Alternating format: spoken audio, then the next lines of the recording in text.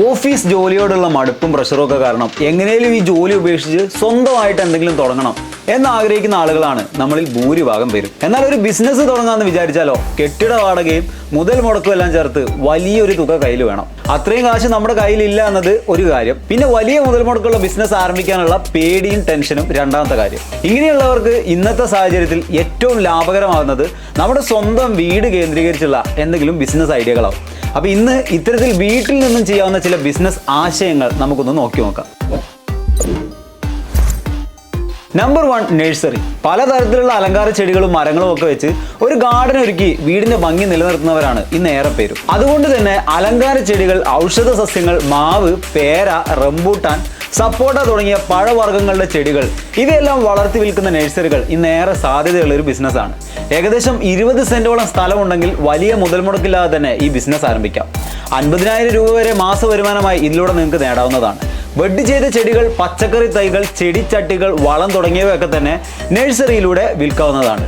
Nursery ആരംഭിക്കുമ്പോൾ മനസ്സിലാക്കേണ്ട ചില കാര്യങ്ങളും ഈ ബിസിനസ് കൊണ്ടുള്ള നേട്ടങ്ങളും നമുക്ക് നോക്കാം. ഏതൊരു കാർഷിക ബിസിനസ്സും ആരംഭിക്കുന്നതിനുള്ള ആദ്യ പടി അനുയോജ്യമായതും ഫലഭൂഷ്ടമായതുമായ ഭൂമി കണ്ടെത്തുക എന്നതാണ്. നഴ്സറി തുടങ്ങുമ്പോൾ ഫലഭൂഷ്ടമായ മണ്ണ്, ഈർപ്പത്തിന്റെ അളവ്, വിഷാംശമോ ചിതൽ കയറാത്തതോ പ്രാണിശല്യം ഇല്ലാത്തതുമായ മണ്ണ് എന്നിവയൊക്കെയാണെന്ന് പരിശോധിച്ച് ഉറപ്പുവരുത്തുക. തുടർന്ന് ബിസിനസ് തുടങ്ങാൻ ഉദ്ദേശിക്കുന്നതിന്റെ ഏകദേശം 6 മാസം മുന്നേ തന്നെ നിങ്ങൾ ചെടികൾ നട്ടുപിടിപ്പിച്ച് തുടങ്ങുക.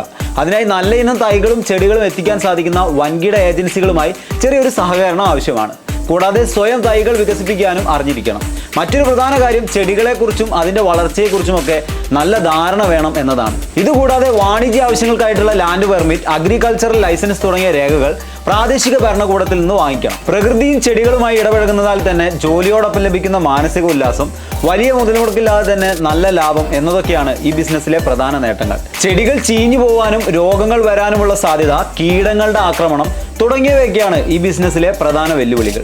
ഇത്തരത്തിൽ ചെറിയ രീതിയിൽ ആരംഭിച്ച് വലിയ ബ്രാൻഡുകളായ നിരവധി നഴ്സറീസ് ആൻഡ് ഗാർഡനിങ് സ്റ്റോറുകൾ നമുക്കിടയിലുണ്ട്. Mall of gardens, the yard തുടങ്ങിയതൊക്കെ ഇതിനുള്ള ഉദാഹരണങ്ങളാണ്. Number 2, baby sitting or day care. ഒട്ടുമിക്ക വീടുകളിലും ഭാര്യയും ഭർത്താവും ഇന്ന് ജോലിക്ക് പോകുന്നവരാണ്. ഇത്തരം അണുകുടുംബങ്ങളുടെ ഏറ്റവും വലിയ പ്രശ്നമാണ് കുട്ടികളെ നോക്കുക. നിങ്ങളുടെ വീട് കേന്ദ്രീകരിച്ച് ഒരു ബേബി സിറ്റിംഗ് കേന്ദ്രം തുടങ്ങിക്കഴിഞ്ഞാൽ ഇതിനൊരു പരിഹാരം ഒരുക്കാവുന്നതാണ്. അതിലൂടെ കൂടുതൽ പ്രോഫിറ്റ് കിട്ടുന്ന ഒരു ബിസിനസ്സായി ഇതിനെ മാറ്റാനും കഴിയും. 6 മാസം മുതൽ 5 വയസ്സ് വരെ പ്രായമുള്ള കുട്ടികളെ ഇന്ന് ഡേ കെയർ സെന്ററിൽ വിടാറുണ്ട്.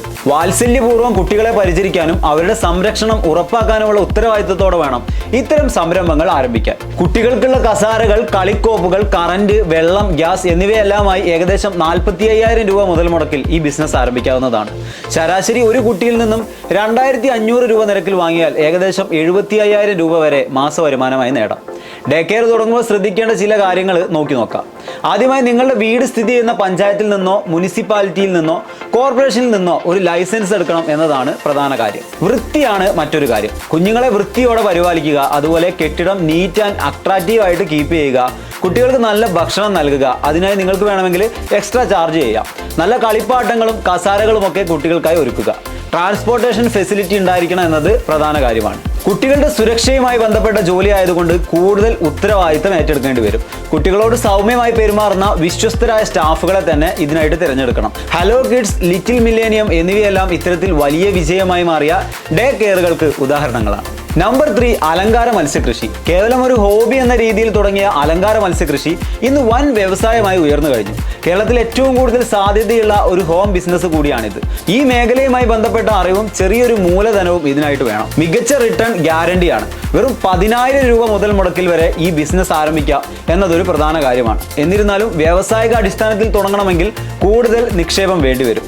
ആവശ്യമെങ്കിൽ അലങ്കാര മത്സ്യകൃഷി പ്രോത്സാഹിപ്പിക്കുന്ന ചില സർക്കാർ പദ്ധതികളിലൂടെയും ഇതിനായി നിങ്ങൾക്ക് പണം കണ്ടെത്താം.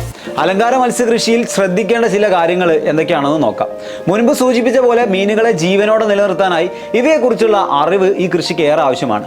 ടാങ്കുകൾ, അക്വേറിയം, ഓവർഹെഡ് ടാങ്ക്, ജലലഭ്യത, എയറേഷൻ എക്യുപ്മെന്റ്സ്, ഷെഡ് എന്നിവയാണ് ഫാം ആരംഭിക്കുമ്പോൾ വേണ്ട പ്രധാന ഘടകങ്ങൾ. ഫിഷ് ടാങ്കിന് പകരം കുളങ്ങൾ നിർമ്മിക്കുന്നതായിരിക്കും സംരംഭത്തിന് കൂടുതൽ ഉചിതം. ശുദ്ധജലം, ഗുണനിലവാരമുള്ള ഭക്ഷണം, തടസ്സമില്ലാത്ത വൈദ്യുതി വിതരണം എന്നിവയൊരുക്കാൻ പ്രത്യേകം ശ്രദ്ധിക്കണം. വളർത്തി ഏകദേശം 4 മുതൽ 6 മാസം ആകുമ്പോൾ നിങ്ങൾക്ക് വിളവെടുക്കാം. നേരിട്ടുള്ള വിൽപ്പനയ്ക്ക് പുറമെ സോഷ്യൽ മീഡിയ കേന്ദ്രീകരിച്ചോ മറ്റുമുള്ള ഓൺലൈൻ വിൽപ്പനയിലൂടെ കൂടുതൽ ലാഭം ഉണ്ടാക്കാം. മീനുകൾക്ക് വരാവുന്ന അസുഖങ്ങളാണ് ഈ ബിസിനസ്സിലെ പ്രധാന വെല്ലുവിളി. അപ്പോൾ മേൽ പറഞ്ഞതെല്ലാം കുറച്ച് സാധ്യതകളും അവയ്ക്കുള്ള ചില നിർദ്ദേശങ്ങളും മാത്രമാണ്. ഇതിൽ നിങ്ങളുടെ സാഹചര്യത്തിനും കഴിവിനും അനുയോജ്യമായ ഐഡിയകൾ ഏതൊക്കെയാണെന്ന് നിങ്ങൾ തന്നെ കണ്ടുപിടിക്കേണ്ടതും അതിനെക്കുറിച്ച് പഠിക്കേണ്ടതും വളരെ പ്രധാനമാണ്. കൂടാതെ ഇതിൻ്റെ എല്ലാം ഓൺലൈൻ പ്രൊമോഷൻ കൂടെ നോക്കിയാൽ അത് കൂടുതൽ നിങ്ങൾക്ക് ഗുണം ചെയ്യും. ഇനി ഇതൊന്നുമല്ലാത്ത മറ്റ് ബിസിനസ് ഐഡിയകളും നിർദ്ദേശങ്ങളും നിങ്ങൾക്ക് ഉണ്ടെങ്കിൽ ഈ വീഡിയോയുടെ തൊട്ട് താഴെ അത് കമൻ്റ് ആയിട്ട് രേഖപ്പെടുത്തുക. അപ്പോൾ പുതിയൊരു വീഡിയോ ആയിട്ട് നമുക്ക് വീണ്ടും കാണാം. അതിലേക്കും ബൈ ബൈ.